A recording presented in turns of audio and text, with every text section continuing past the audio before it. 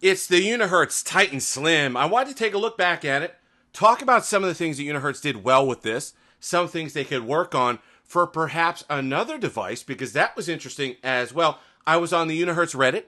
I saw what wouldn't amount to an announcement, but it was certainly a development.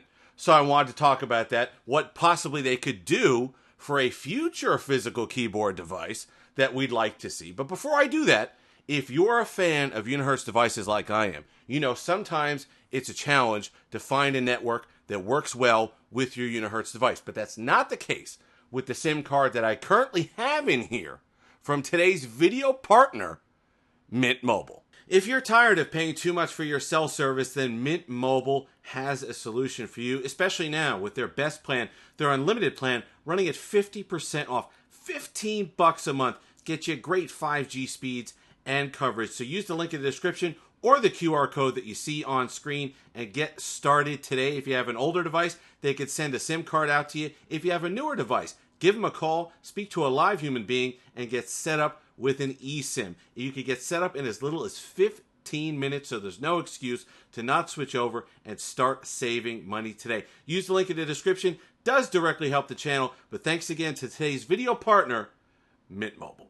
You know, I wasn't the biggest fan of the Titan Slim when it was announced. When I saw the pictures and the form factor, it didn't really wow me because I was an outspoken kind of critic of the BlackBerry Key 1 and Key 2. I didn't really warm to that form factor. I always thought it was the worst of both worlds because of the fact that they wanted to fit the entire thing on the size of a regular device. It basically meant that you got a truncated keyboard experience and you got an app experience on top that wasn't always the best. And that played out in app compatibility, and sometimes there were some issues with that. So it never really gave you an excellent experience at anything that it was trying to provide. And I felt that because the Titan Slim used that form factor as well, it kind of fell into that trap.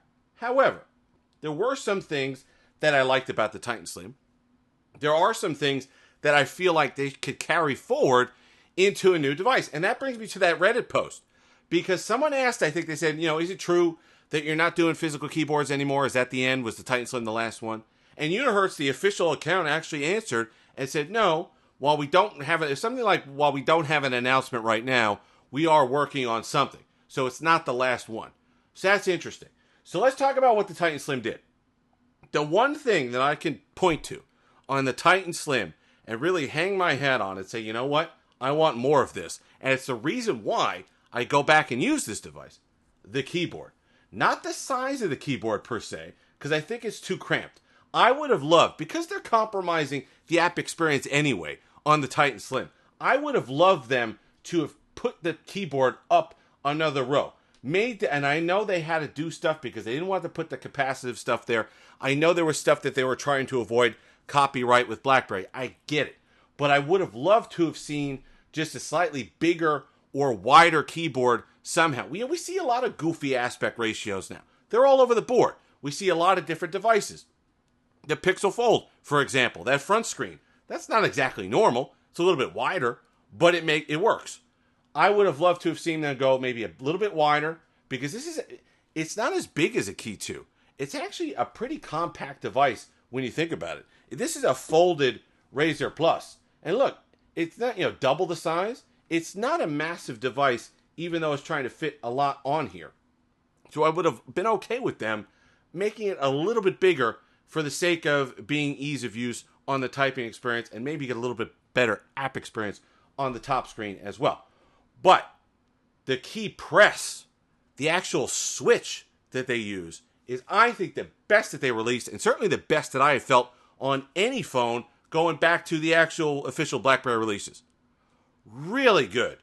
It is just, the ease of typing is just a lovely key press, nice and easy, not a lot of resistance. If you're somebody who this keyboard works for, meaning your hands fit it nicely and you're able to type on it, and you've typed a lot on this, let me know in the comment section. I know we got a lot of Unihertz fans on the channel.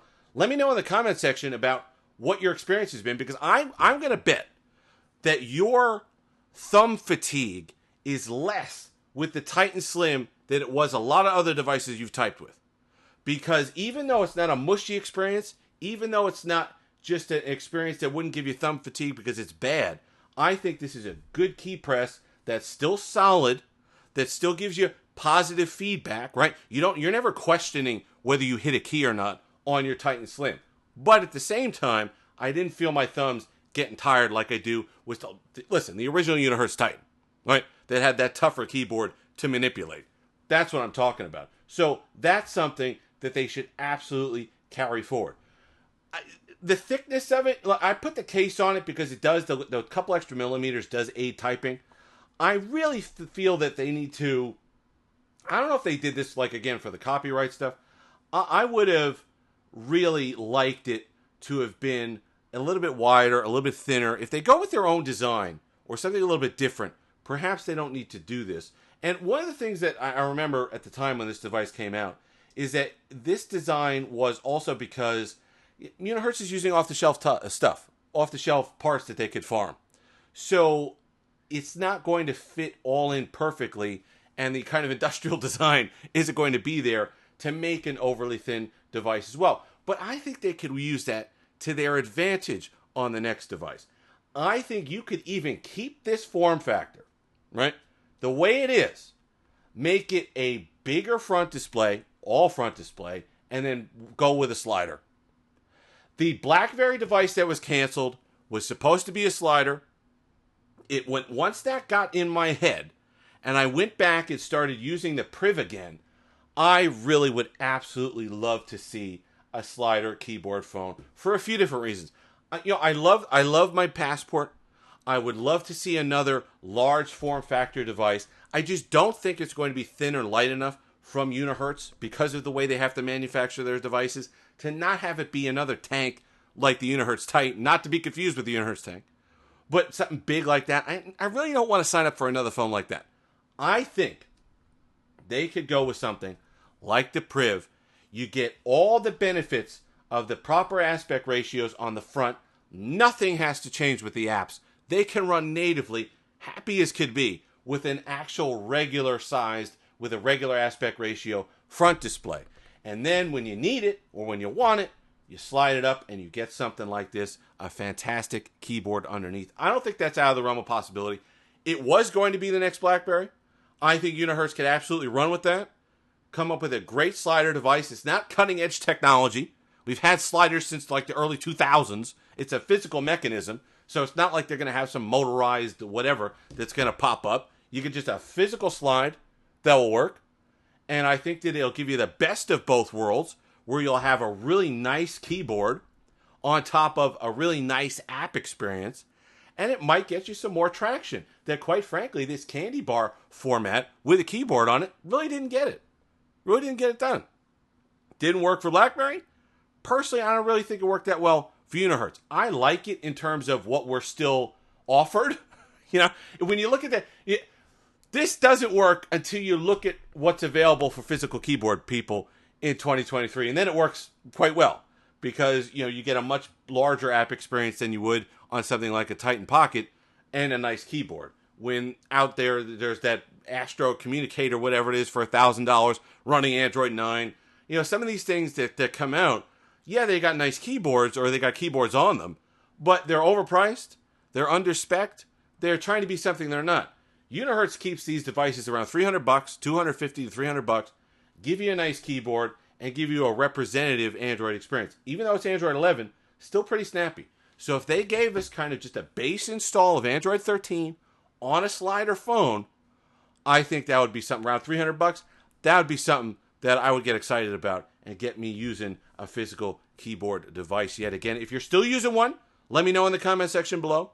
If you're just been waiting, hoping for some sort of BlackBerry solution, let me know in the comment section below as well. If you've made it this far, like, comment, subscribe, all that fun stuff. Until next time, have that Steve-licious day.